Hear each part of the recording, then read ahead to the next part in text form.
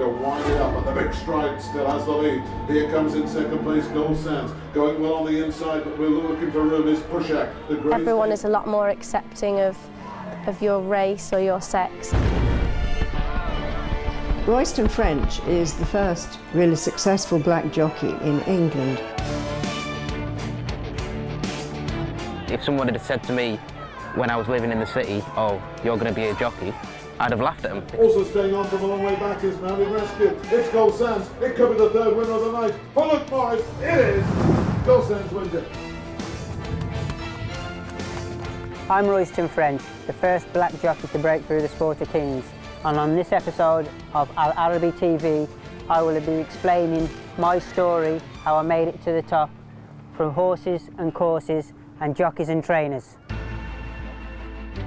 ستتابع هذه الحلقة من روح الفريق الفارس رويستون فرنش في رحلة لاستكشاف الوجه المتغير لسباق الخيول أو ما يعرف برياضة الملوك، والتطور الذي طرأ على اللعبة في ضوء تجربته الشخصية كأول فارس محترف من الأقليات العرقية السوداء في بريطانيا، ليرى ما إذا كانت اللعبة قد أصبحت أكثر شمولاً للأقليات العرقية كانعكاس للتنوع العرقي والنوعي في المجتمع البريطاني، وذلك على الرغم من حفاظها على التقاليد وعلى رونقها وعلى طرازها الملكي.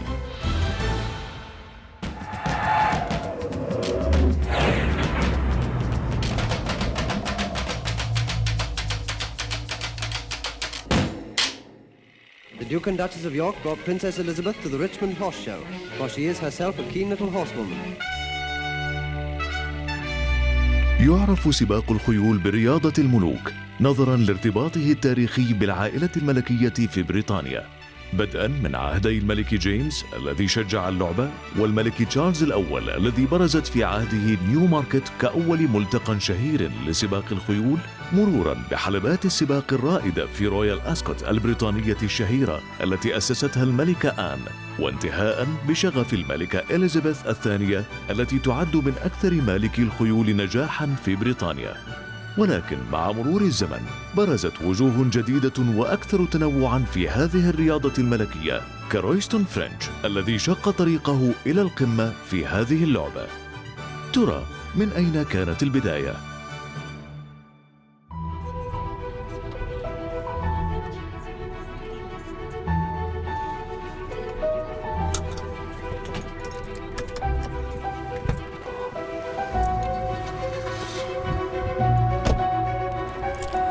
Wow, back here again, Newcastle Motors, Donington, Telford, where I used to work as a teenager. Brings back fond memories. Over 20 years ago, I started my life working as a car valet. Not really sure whether it was going to be the job that I wanted to end up doing, which it wasn't very inspiring. Worked here for a year, cleaning all these cars here as a car valet. It wasn't the best job in the world, but it was something that was going to get me out of the house, out of trouble, from being in Donington, Telford, which wasn't very, very inspiring for a young teenager.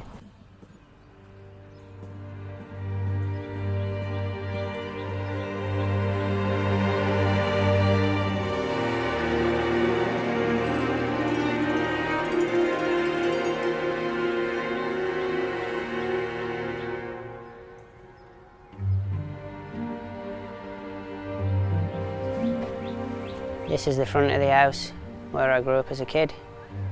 Brings back great memories. Single mother, bringing up 2 kids, 3 kids even. And where I've got to now, massive achievement. Like I say, breaking into the Sport of Kings, predominantly white, rich kids. Come on, missus. Come on. Come on. Well, basically, it started about 20 years ago. I had some racehorses, and Royston, well, I could see that he was getting off track a bit, and I was trying to channel his energy into something that I can see that could he had a future in basically, but I tried for 3 years and didn't get anywhere. And I went to his mum and I says, look, have a word with him, because, you know, this lad seems, if, you know, with a bit of steering and a bit of guidance, you know, he could have a good living by being a jockey. Hi, just arriving at Wolverhampton Racecourse, just come from Haydock, finished second. I've got one ride this evening, wish me luck.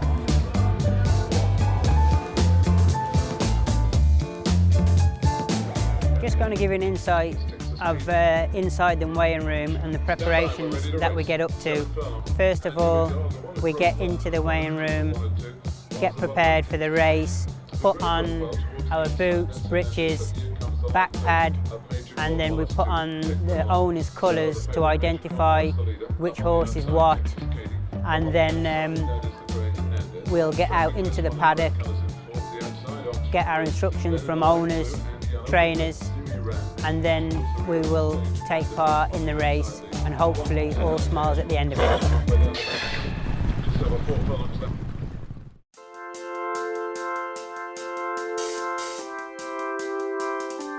A gruelling drive across to Wolverhampton, where I was meant to have 2 mounts, but unfortunately one was a non-runner.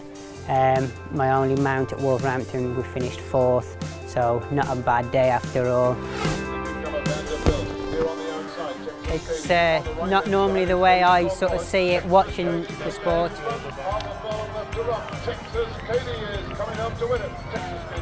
Don't normally watch it this side, I'm normally on the horse racing myself, but you know, it is interesting obviously to see the races and see you know, the jockeys from a different perspective, and also with Derek Thompson commentating. We'll have a chat with him later on regarding his commentating and how he involves and influences the racing industry. So the jockeys now coming in the program for our next race. Won't be too long before they get legged up, and we're all set for the next here at Wolverhampton Races. So that's how you do it. It's simple. You just call them down. It's the calling back where you've got to concentrate, because you've got to get them right. A little more difficult on the way back. A little bit more difficult. Shouldn't be any problem here, but the sunshine is coming at you, or you've got 30 runners over the stroke 6 coming like that, and they split into groups. Yeah. And you think, oh no, no, no. So people say, how do you call them home? I always say, fear concentrates the mind. It does get you concentrating. We're ready. They're off. Here we go. In the 850. So Derek, the broadcasting side of it, how important is it from your side, with the sport overall? Vitally important. You can't have one without the other. You know, I know when I was very young, they just started. When I was a young lad, 5 or 6, I used to watch the telly on a Saturday, and it was absolutely fantastic. And I wanted to be Sir Peter O'Sullivan, who is the greatest commentator of all time. And I know nobody could ever get near him, because he set the bar 20 feet high in the air. Nobody could get near him, but I tried to get into second place. Everything now revolves around TV coverage. And as I said, when I'm commentating, the old days I would just hold the binoculars up and do it like that. Yes. Now I do. So they're on the right, they're on the left, so people at home know exactly where the horse is, where the winning horse is. Well, that's what I was going to say. It's basically down to you to get everybody involved and interested within the sport. Absolutely. And you can't just say there's the winner, there's the second and the third. You've got to give little stories. Yes, make it interesting. Make it interesting. Have a little funny laugh. You know, when you talk to the winning jockey, you nearly fell off there. But something different like that. Yes. And you've got to bring in the things whenever you're riding. I always tell them about your brilliant recovery. Just wondering, sort of, your side, is there any many ethnic minority getting involved, in the broadcasting and whatnot? Oh yeah, the stacks of them, and it's great. See, I don't think of you as black at all, I just think of you as Royston, and as a jockey. I never think of things like that, because in my book, everyone's equal. That's the beauty of racing. Everybody is equal, because they can all own a horse that potentially could be a winner. Same as you become a jockey now, you ride some of the best horses in the world. And also, it's not just the colour of the jockeys, it's also the gender. Before, 20 years ago, it was basically all men who rode in races. But now we've got some great jockeys, and Josephine Gordon's been here tonight.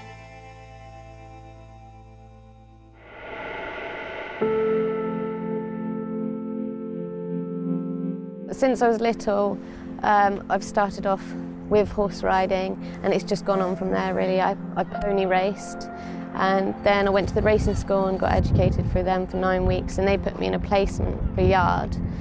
And then it did take a while, but I did eventually get my licence. I had to prove myself first and work hard for it.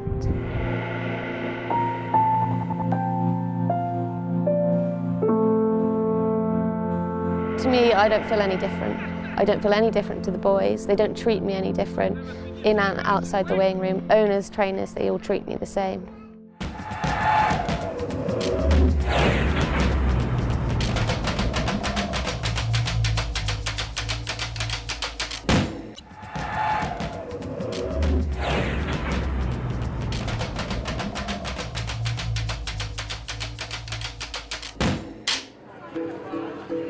الإقبال المتزايد على اللعبة فضلاً عن اتساع رقعة المشاركة النسوية فيها جعل منها لعبة عامة الشعب، ولا يتوقف عشق الخيل عند الإثارة والتشويق ضمن سباقات الخيول، بل دفع أشخاصاً مثل سالي ميتشل لجمع تشكيلة مؤلفة من أكثر من 400 قطعة تحفية للخيل جمعتها من كل أنحاء العالم لتوثيق العشق البريطاني للعبة.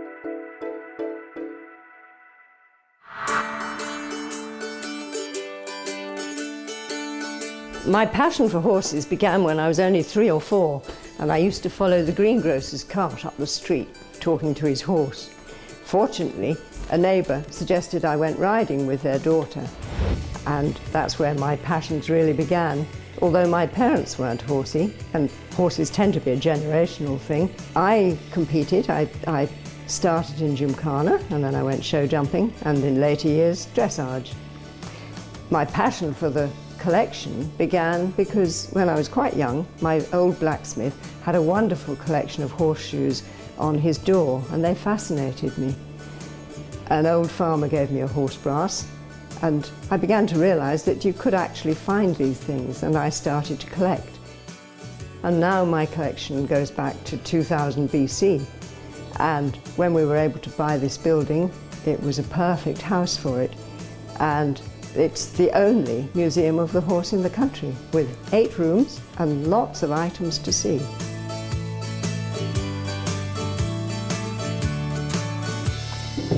The weight of a jockey is extremely important.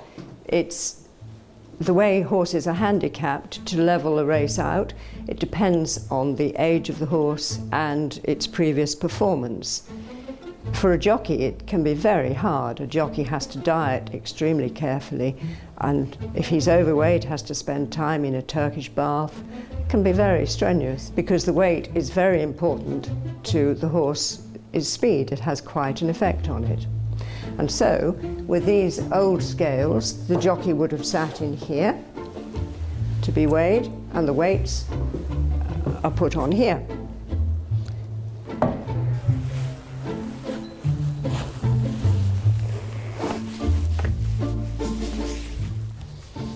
I've just got my boots on, my breeches, very lightweight, made out of nylon. Now I'm just going to zip up my back protector, just in case we fall off, hopefully not. Racing equipment has changed considerably over the years, partly due to the fact that they've become more and more aware of weight, and partly to becoming more aware of safety. Back in the 1950s, as recently as 1956, the riding helmet was simply a little cork helmet with a silk over the top. And after the death of 4 jockeys, they then began to realise how important it was to find something safer. We have the silks, which distinguishes the riders and horses, which these are the owner's own colours, so they know exactly which horse to look at and hopefully coming past the post first. So I'll just put these on. And the earliest silks were just one colour, and the colour applied to the owner, not to the jockey. And as racing developed, so they introduced more and more colour into the silks. And nowadays you see stripes and spots and all sorts of things in different combinations. And every set of colours is registered with the Jockey Club. Boots, of course, have altered. Boots used to be leather, which is heavier, and now you have plastic, which is much lighter and, of course, more practical.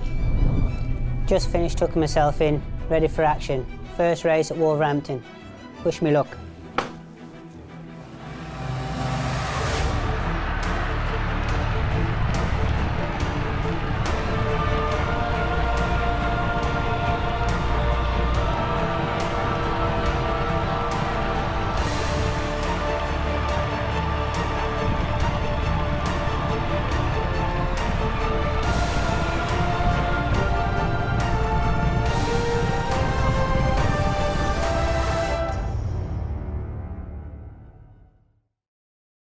ورغم مظاهر الفروسية المفرطة في المجتمع البريطاني، لماذا ما زالت مجتمعات الأقليات العرقية تحجم عن المشاركة في هذه الرياضة؟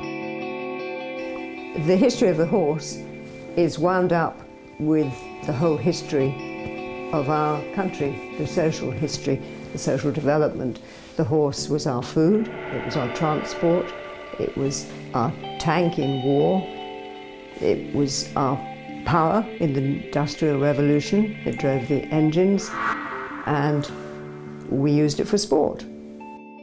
In comparison to other sports like football and boxing, there are very, very few black people involved with horses. I think probably because most ethnic people tend to live in cities and so they don't have the involvement with horses that country folk have.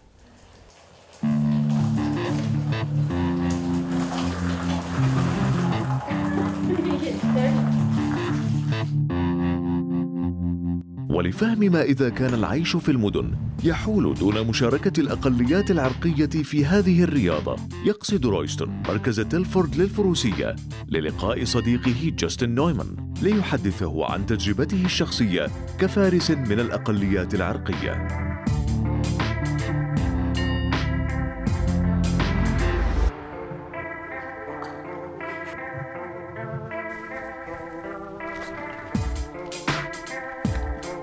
Oh, big man. We've got to get on him on there. A little bit different the way to get on him from a racehorse. Yeah. Justin, how long is it that I've known you now? I'd say 5 years. Yeah. 5 years. Yeah. I just wanted to see what your thoughts and views are of, you know, a black kid coming into racing. Yeah, well, it's a tough one really, because obviously I'm from Nottingham, so, you know, it's a big city, so you don't really... I was never introduced to horses at an early stage. It was just a case of, you know, I was hanging around with the wrong people, and I think my mother seen that, and she moved me away from the city into, you know, more countryside and kept me out of the trouble. And then I went to the racing college from school. It was actually a PE teacher gave me a leaflet. To be fair, to start off with, I thought horse riding females. Yeah, I never same. ever thought of, you know, when I went to racing and then most of the lads, you know, the jockeys are lads. Yeah. I never even realised it was like that, and I didn't know, you know, that there was, you know, black jockeys out there, obviously, until I first started actually working in racing. And it was only when I first started the course, I was the only black lad on there. And it did make me think to a point, is this more, you know, is it a sport where there's just mainly white people? Yes. Which that's what it ended up being. You know, it's nice to see, you know, yourself as well, and we're actually good friends. Well, no, it is good like that. Like, say, every time, you know, we'd get like the interviews with the papers and they always ask, who is your idol? Yeah. They automatically say you, because we've both got similar backgrounds and it shows what you've done. It is possible for me to do that and hopefully break your records as well, so. Yeah, we have to work hard to break my records.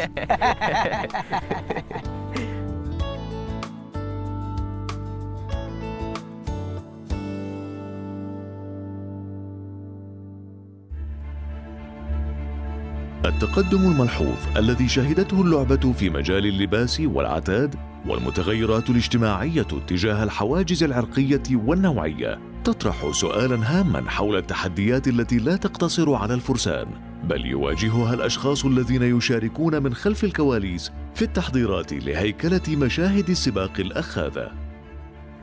There is no other sport that can match the thrill and the beauty of a race meeting.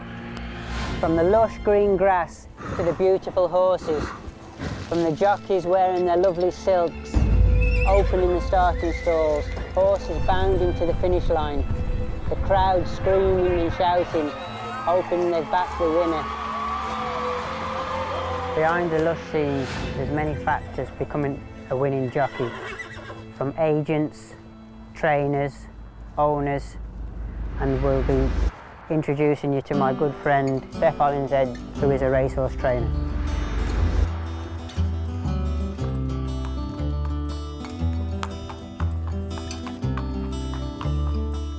Morning, Steph. Morning, Royston. You all right? Okay. Yeah, not too bad, thank you. Good, good. I've got Belvedere tacked up, Okay. so she's your first lot. Yeah. So we'll get cracking whenever you're ready. Okay. Okay. Yep.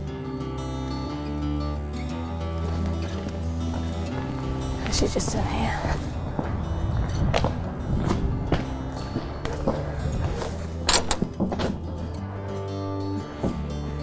Okay. Good girl. She's looking well, Steph. Yeah, she's really well. She came out of Doncaster really well, and Yeah. she's fit and ready to go. Hopefully we'll have a winner on Wednesday. Ready for Wednesday? Ready for Wednesday. Great. Oh, there we go.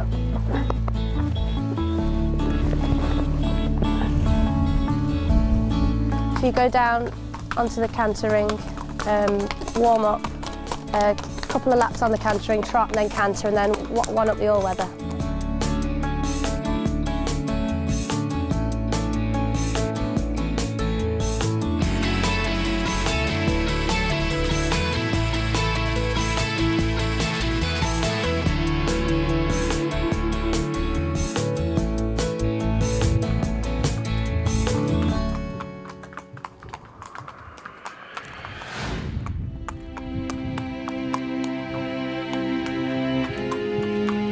As you know, you were a jockey before you've, now starting to train.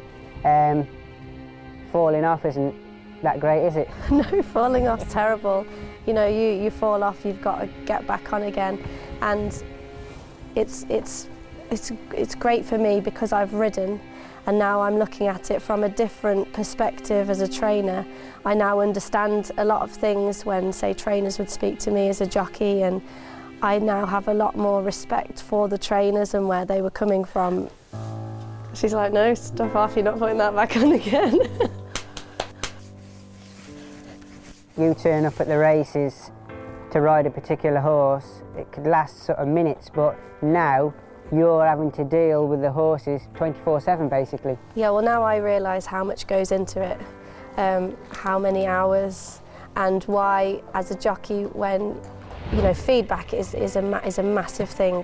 That's why your jockey is so important. You want them to be included in the team. Their feedback helps us train them and helps me pick the right races for them. And I think that the jockey is a huge part of the team, but it is a huge team thing. We both had sort of different backgrounds getting into racing, Steph. Obviously, I didn't have no family background coming into it, and the first sort of black kid involved in racing. And obviously, you as a female sort of jockey stroke trainer. I think that being brought into racing through family, my granddad was a really good trainer, and I've just been brought up with it. It's been part of my life for as long as I can remember. And I think as a female jockey it's very hard. I think female trainers are accepted a little better. Yes. But it is ultimately still a bit of a man's world. I think times are changing and there are a lot more female jockeys and female trainers out there. but it's one of the only sports where male and female compete on a level playing field.